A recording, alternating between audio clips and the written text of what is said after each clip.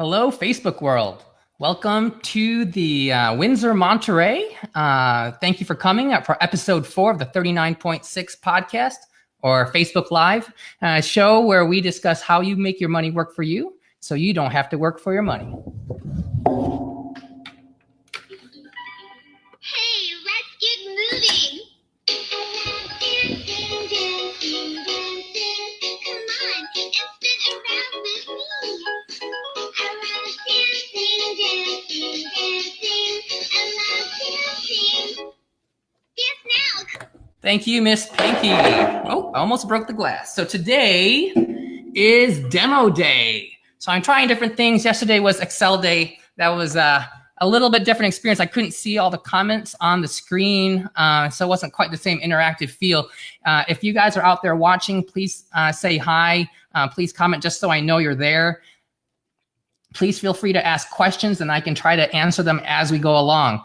Today we'll be doing a demonstration and talking about how you can fill up your investment accounts and rebalance and how we basically do it in practice. This is something that people don't often really talk about is how do you logistically fill all of your investment accounts and keep them balanced. So that's what we're gonna cover today. We're gonna try to do this on a simple level and then potentially make it a little bit more complicated, okay? So I have a whole bunch of buckets. I know a lot of people really love talking about their investment buckets and really you only have one portfolio. So I have here today a number of buckets. We have Talenti buckets, Talenti, Oui, French yogurt. We have Buddha juice, fantastic buckets, okay? And these will all represent different types of buckets for your money to go into. Okay, so yesterday we talked in great detail about how you can actually maximize your investment accounts. 3 in a row. Thank you very much, Bantu. How you can maximize your University of Texas retirement accounts and get $73,500 in there. And that's not including an HSA, which people commented about, which you can add another almost $7,000, another $6,900 to that and invest that money. Okay, so you can basically get to $80,000 of investments, but that's just how much you put in. Okay, today is going to be focused on how you actually put the money as you get it. Okay, so what we're going to go is we're going to simulate what it's like to go through a year and what we do with our money as we go through it. Okay, so this cup is going to represent, for example, 1 month of income. Okay, so I have a big all-clad container full of Asian staple. This is Jasmine rice. So it was either this or Penelope's dog food, and Penelope said no. So we're using Jasmine rice today, and we did not have enough gummy bears to do this exercise. So we are going to have to save this because this is the best rice. All right, so we have 1 month of income. Okay, and again, what I highly recommend for high income professionals is that off the top, you save half of it. Okay, so let's pretend this is your take home pay. Okay, so after taxes, this is 1 month of income. All right, so you're going to spend, let's say, half of your money. So, all right, so we put basically half of the money and we put that into our general joint checking account.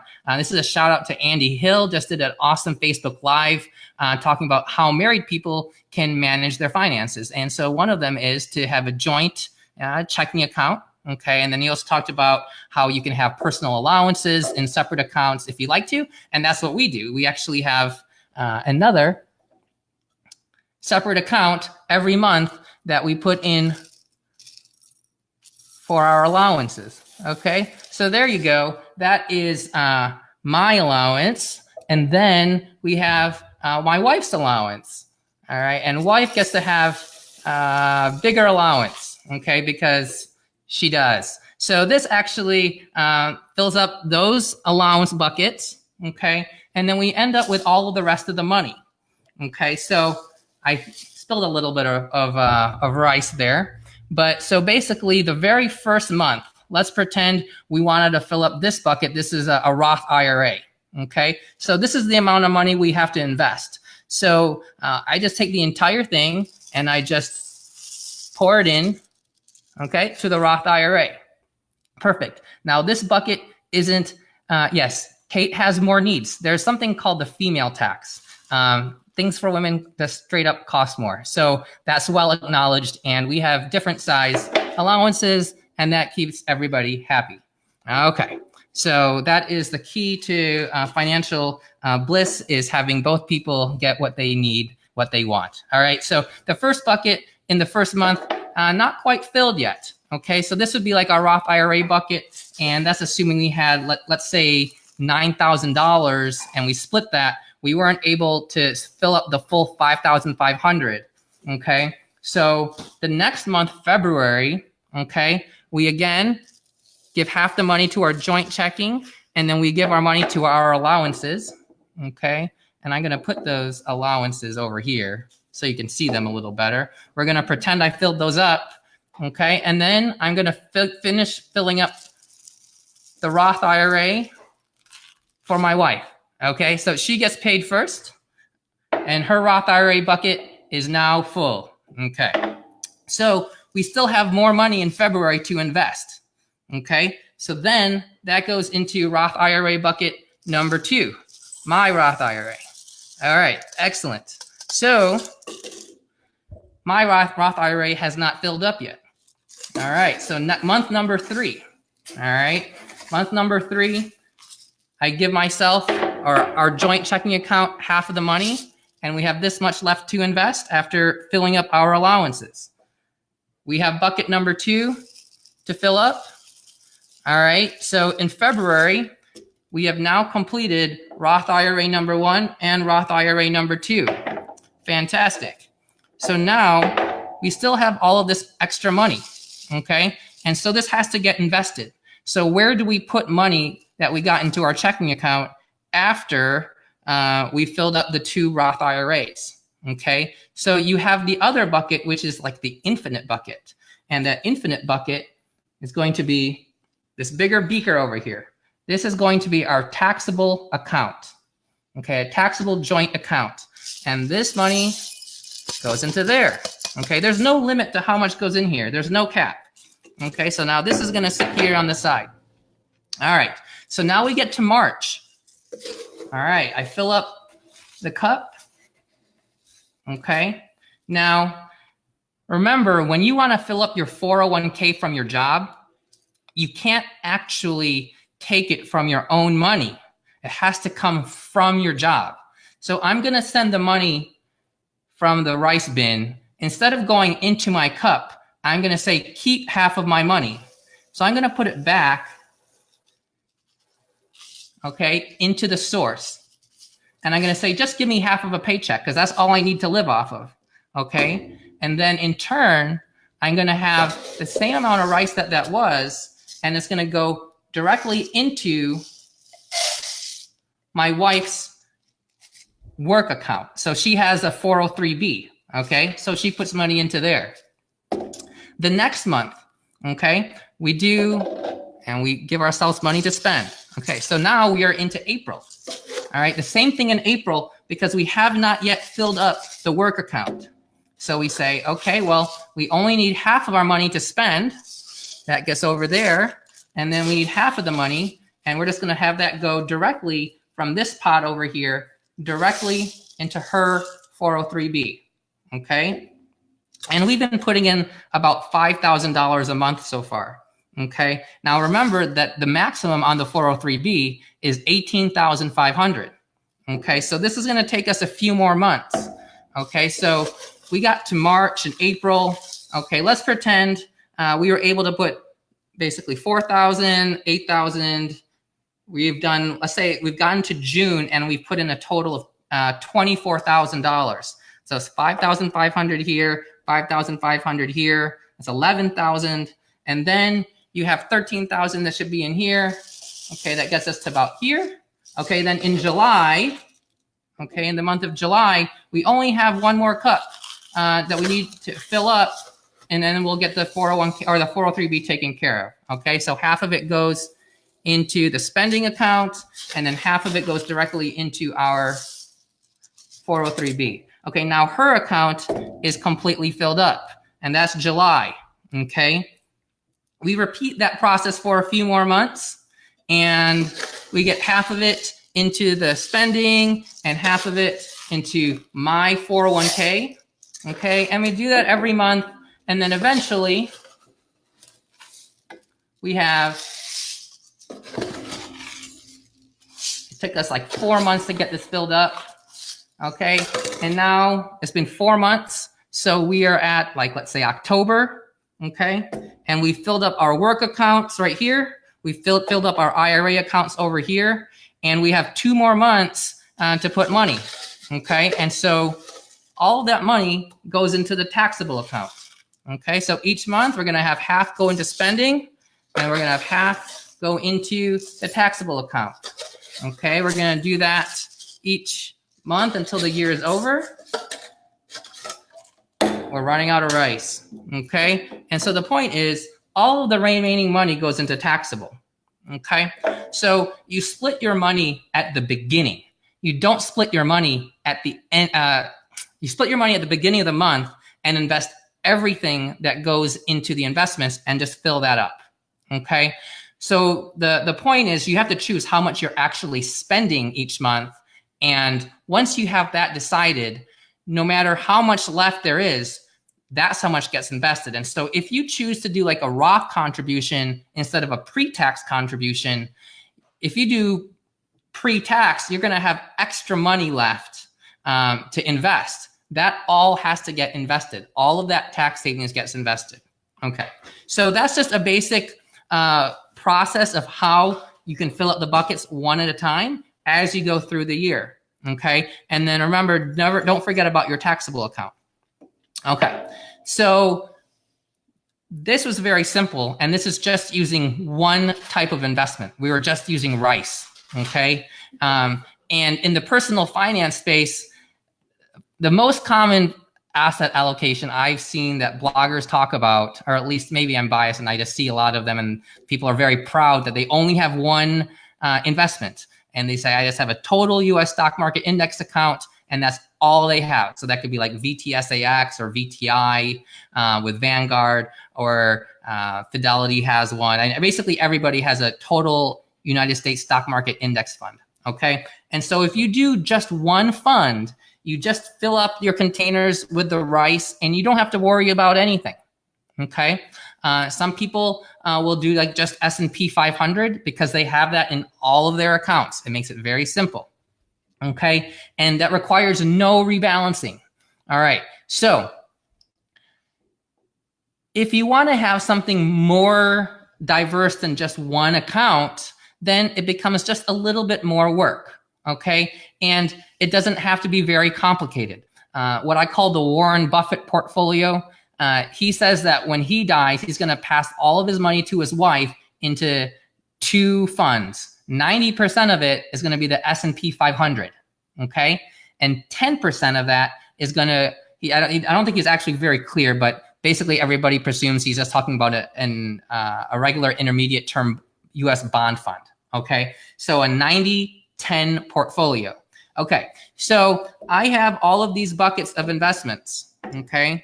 I need to put a little bit more into my taxable joint account. Okay, let's just fill up all the rice. All right, there you go, all the rice.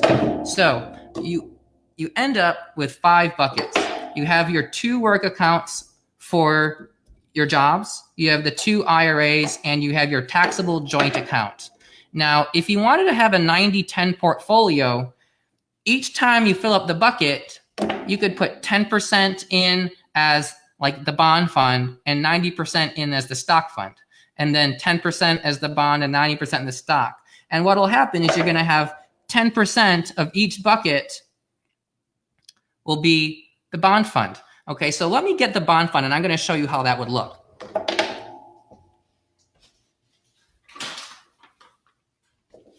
All right, so we have my favorite of all candies, the Haribo gummy bears.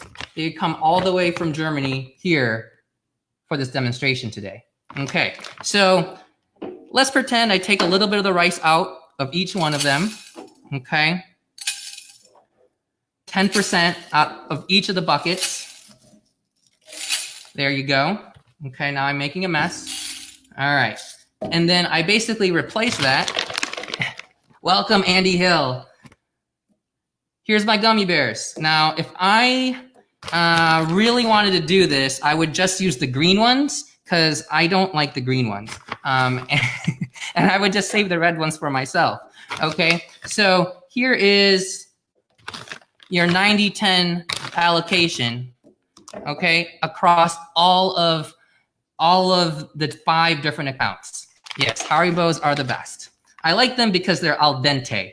And they tend to stay pretty well over time. I have a bag that's actually 3 times as big at my office, and I often don't get to eat meals, and so I graze on Haribo gummy bears. That was courtesy of our St. Patrick's Day leprechaun present. The leprechaun left me a very large bag of gummy bears. It was awesome. Okay, so here's your Warren Buffett portfolio, the 90-10, and that's across all 5 buckets. And that's not too hard to do. Whenever you put money in, you put 10% and 90%, 10% and 90%.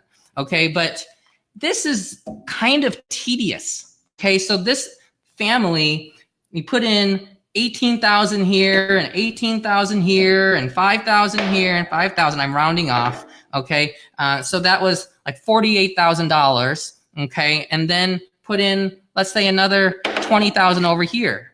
Okay, so then they have like $80,000. You really only need $8,000 of Haribo gummy bears, and it doesn't matter where they are. Okay, so what we do is we try to make life as simple as possible, even though it always gets complicated because we want to be efficient with taxes. So what we do, popular belief, says Kate, despite popular belief, green equals strawberry in Haribo land. Give me all the green bears, please. Oh my gosh, why would strawberries be green? Maybe that's just because they're German. Yes, I'm just gonna give you a shout out here. Thank you very much, Andy Hill.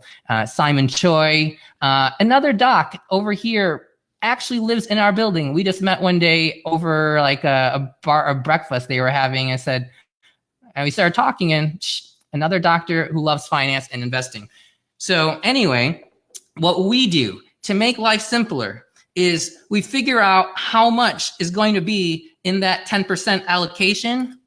And instead of putting it into every single fund, we just wait until we get to the taxable account or one of the funds. Okay, whatever's the biggest one can sometimes just be the easiest.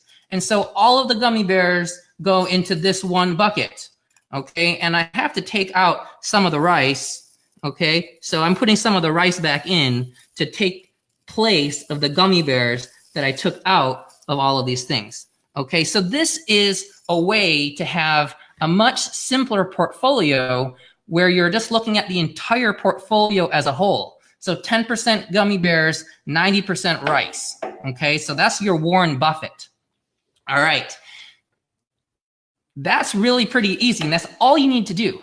Especially when you're getting started. To be honest with you, you really only need one fund. You could just have all S&P 500 or all VTSAX or total stock market. That's really fine, but you'd have to accept the volatility of the stock market, and a lot of people can't do that. But when you're just starting out, you're putting so much money in relative to the amount it goes up or down, so it doesn't really even matter. For the first 5 years of investing, for most people, you could just focus on making sure you're putting in, getting the amount in that you want, then that's all you need to really worry about. I wish more people focused on their contributions and focus less on their actual asset allocation. They'll get far more ahead by just increasing their investments by 5% instead of worrying about what the asset allocation is, okay? Or increase it by 10% or 20%. That will be much more meaningful for the first 5 to 10 years. And yes, if something works for Warren Buffett, it works for anybody, okay? So, all right, so that's the 90-10. A lot of people tout the 3-fund portfolio. And the 3-fund portfolio is really about as complicated a portfolio as anybody needs. It's diversified across the entire world of equities. It's 3 pieces: total US stock market, total international stock market, and then our bond market. Okay, so we could do total bond. That's like the standard Boglehead 3-fund portfolio. Okay, so you can go to Bogleheads and you can read all about that. Physician on Fire has an amazing spreadsheet. I'm going to shout out to Physician on Fire on a 3-fund portfolio and how to balance that across different accounts. Okay, so instead of having 90-10, what some people want to do is they'll have, for example, 60% US stocks, 30% international stocks, and 10% bonds. Okay, so, well, what I again like to do is I like to keep the smallest buckets. I just take the biggest portion. So that 60%, that's US stock market, just put that into the smallest ones first and just don't worry about that. Okay, and leave those aside. Okay, so this is going to be 5,000 and we're putting in 80,000. Okay, so in a course of a year, we should be putting 24,000 into the international instead of 24,000 into US. So really, we'll just not worry about these 11,000 here. Okay, this right here is 18,000 right here. Okay, so to make this very simple, I'll just empty this entire thing. Okay, and I'm going to replace this all with total international. And to represent the world, we have Rotini. It's international, right? Actually, rice is international, but it's just so blasé. So here is $18,000 of international. And we put in like 80,000. So that's about 20-something%. Okay. So if you're keeping score, we have US, US, US. All of this is international. And then all I need to do is remove a little bit of this rice. Okay. And then put in a little bit of pasta. All right. So there you go. There is your 3-fund portfolio. I could have 3 separate funds in each of these buckets, but these buckets are so small. It's just not worth trying to balance a tiny balance with 3 different things. Keep the small buckets with just one holding, medium-sized bucket, one holding, medium-sized bucket, one holding, okay? And only in the other bucket do you have all 3 things. We have a nice mixture of gummy bears, Italian pasta, and rice. None of it is cooked, so I could boil it all. The gummy bears might not like it very much, but there you go. All of your balancing done in one account. You just choose like your biggest account and do all your balancing there. Throughout the year, you might not be perfectly balanced, and it's okay. It doesn't matter. It does not matter. Just put your money where it should go. At the end of the year, you'll be squared away. And then every year you just look, oh, am I a little short? Next year, just put a little bit more in the other one. You don't need to sell and rebuy and sell and rebuy and do that every year or every 2 years. You can just look every time you're putting new money in and say, hey, what's the lowest? And put that fund in, okay? But it's really easy. If you just choose all of your smallest accounts and only allow them to have one particular fund, all your rebalancing done in one account. All right, that's it. That's demo day. That's how you fill up your accounts, and that's how you keep a balanced portfolio. It's that simple. Peace out. I don't think I have any more questions. All right, so thank you again, viewers. This is a short one, but this is a fun one. And until tomorrow, learn how to make your money work for you so you don't have to work for your money. And with that, Miss Pinky will take us out. Have a good night.